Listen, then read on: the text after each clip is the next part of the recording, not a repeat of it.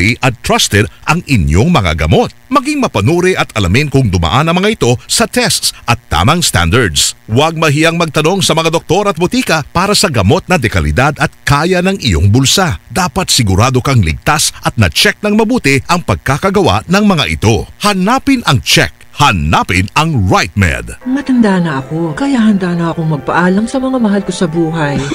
Bye, anak! Laro muna kami ng mga apo ko. Let's go, Lola! Bye, mga mare! Unahan ko na kayo tumakbo! Enjoy ang buhay pag nag-buy sa Aray with Skelan. Lamang sa bisa para sa Aray. Hiyang pa sa heart at bulsa. $9.50 lang SRP. Naproxen sodium is a generic name of Skelan. If symptoms persist, consult your doctor. Unilab yan. Inihahandog ng Tiki-Tiki serye ang mga bigating kwento ni nanay. Oo, damang-dama ko. Napakabigat. ng anak ko. Sa Tiki-Tiki, dama ang bigating alaga ni Mommy. Bigatin sa vitamins na tulong sa pampagaan at pampalusog. Bigatin si Baby. Kasi araw-araw nakatiki-tiki. Alaga pa ni Mommy with proper diet and exercise. Kahit gaano ka pa kabigat, anak, kakayanin ko. Dama ang bigating alaga. Yan ang tatak Tiki-Tiki. Alagang Unilab yan. Mahalagang paalala, ang Tiki-Tiki ay hindi gamot at hindi dapat gamiting panggamot sa anumang uri ng sakit. Double win sa Double B! Ang balitang ito ay hatid sa inyo ng Rhea Generics. Tunay na world-class ang kalidad sa abot-kayang halaga. Kapag may reseta ang doktor, piliin ang world-class. Piliin ang Rhea Generics. Report tayo mula kay Luisito Santos, Judicial and Bar Council. Inilabas na ang listahan ng 8 aplikante sa pagka-presiding justice ng Court of Tax Appeals. Luisito Santos, LA. Pasok! Inilabas na ng Judicial and Bar Council o JBC ang listahan ng mga aplikante para sa susunod na presiding justice ng Court of Tax Appeals. Ayon sa JBC, nasa 8 ang naghahain ng aplikasyon para sa susunod na presiding justice ng Court of Tax Appeals na papag kay Justice Roman Rosario na nakataksang matapos ang termino sa October 6, 2025. Kabilang sa mga naghahain ng aplikasyon, sina Marlon Agaceta, Crescencio. Naputol si LA. Sandali ha. Subukan natin. Balikan. Oy, hi muna tayo, partner. Baka may time pa tayo. First, marami si Jean. Hello, Magandang hi. hapon, Jean. Hi, si kay James. Ernest Orson. Thank you, James. Si Wala lang. Of course. At, ano na yan? Babalik ta rin ko pangalan. Meron lang. Meron lang. Meron na.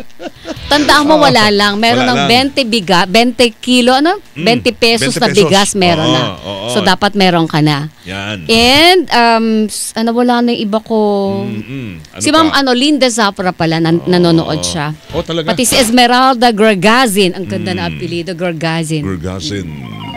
Si LA, andyan na. Balik tayo kay LA. Luisito, balik tayo sa'yo.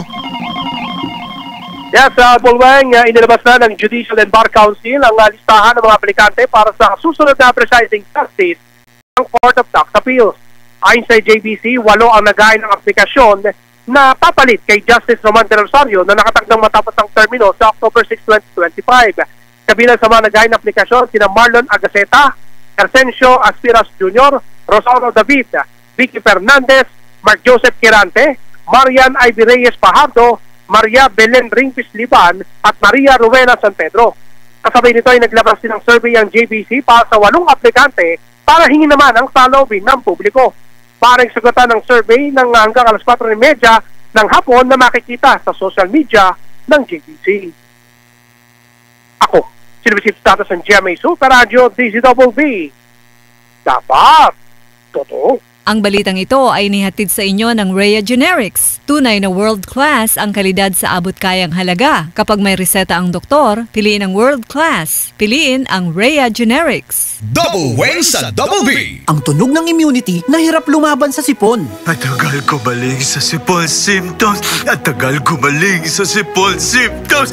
Versus immunity na nag-Neosep Z Plus Forte. Now with zinc. Pinalakas laban sa sipon virus. Pinalakas laban sa sipon virus. Pinalakas laban sa sipon virus. Pinalakas! Sa Neosep Z Plus Forte with zinc. Pinalakas ang immunity versus previous formulation para bilis galing sa sipon symptoms by 2 to 3 days with proper diet and exercise. Kaya balik saya sa mga gusto mong gawin. Alagang Unilab yan. Phenylephrine HCl plus chlorpheniramine maleate plus paracetamol plus zinc is the generic name of Neosep Z Plus Forte. If symptoms persist, consult your doctor. I am Dulce, your power singing diva. I am truly honored to be recognized as one of the multi-awarded artists in the Philippine entertainment industry. Kaya I really take good care of my God-given talent. MX3 capsule every day. With proper diet and exercise, kung bilib kayo sa boses ko, sa MX3 capsule, dito ako bilib. Mahalagang paalala, ang MX3 capsule ay hindi gamot at hindi dapat gamiting panggamot sa anumang uri ng sakit. May kaltas pala sa sasahurin ko? Pare, para sa atin din yan. Gaya ng PhilHealth, mabuting insured ang health ng pamilya natin. Sa bagay, nung nanganak si Mrs., malaki ang nabawas sa bill ko. Pero, hindi ko naman laging nagagamit eh. Walang problema doon. Sa contribution natin sa PhilHealth, panatag ka at ang pamilya mo. At marami pa tayong kababayang natutulungan. Gaya ng kapatid kong nagda-dialysis. Ayos palang PhilHealth, no pre? Sa ambag ng bawat isa, nakikinabang ang maraming pamilya. Yan ang diwa ng bayanihan sa PhilHealth. I have headache and I have siponots. Pag 2, pwedeng flu. I have body pain and I have sore throat. Pag 2, pwedeng flu.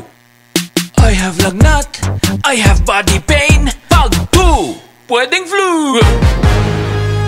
Mag-BioFlu dahil pag may 2 symptoms, pwedeng flu yan. BioFlu, kaya anumang sintomas ng flu.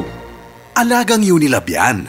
Phenylephrine, HCl, chlorphenamine, maleate, paracetamol is the generic name of BioFlu. If symptoms persist, consult your doctor. Miss, pabili ng Farex B ha? Ayaw ko ng iba. Buong Pilipinas ay Farex-cited. Hindi nagpapahinto sa ngalay, tusok, manhid sa tulong ng Farex Vitamin B1, B6, B12 with proper diet and healthy lifestyle. If symptoms persist, consult your doctor. Farex Vitamin B1, B6, B12. Farex-cited.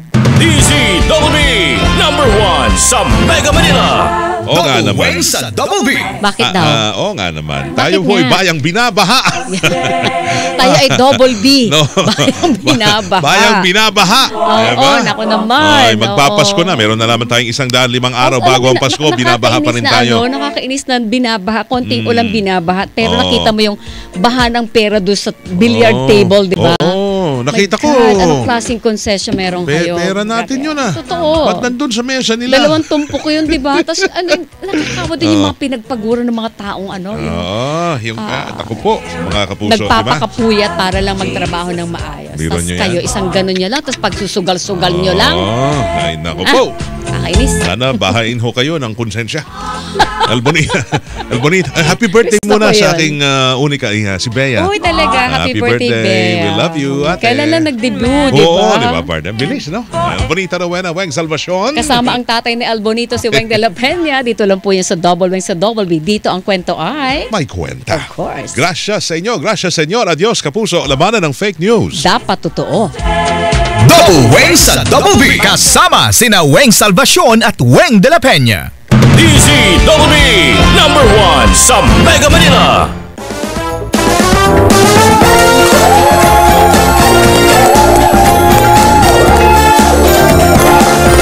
Magandang hapon, Pilipinas at buong mundo.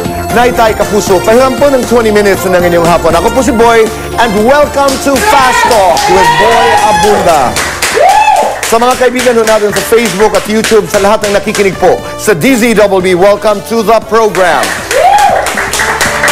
For today's talk, kagaya ng sunod-sunod na revelasyon sa ongoing hearings tungkol sa maanumalyang flood control projects, inaabangan na ng buong bayan ang spoof ng henyo Michael V. kay Sara Diskaya na si Shala Dismaya. I was told na hindi lamang po isa kundi 3 sketches ang ginawa ng Bubble Gang featuring Shala Dismaya. Mapapanood po natin yan ngayong linggo, 6:10 in the evening, bago ang pilot episode po ng The Voice Kids. Shala, kung nanonood ka, marami rin akong kwento tungkol sa'yo. Abangan mo. Abangan mo natin yan. Congratulations, Bitoy. Maraming salamat. Samantala, kwentuhan po tungkol sa pag-ibig at buhay ang inyong matutunghayan ngayong hapon. They've been together as a married couple for 3 years.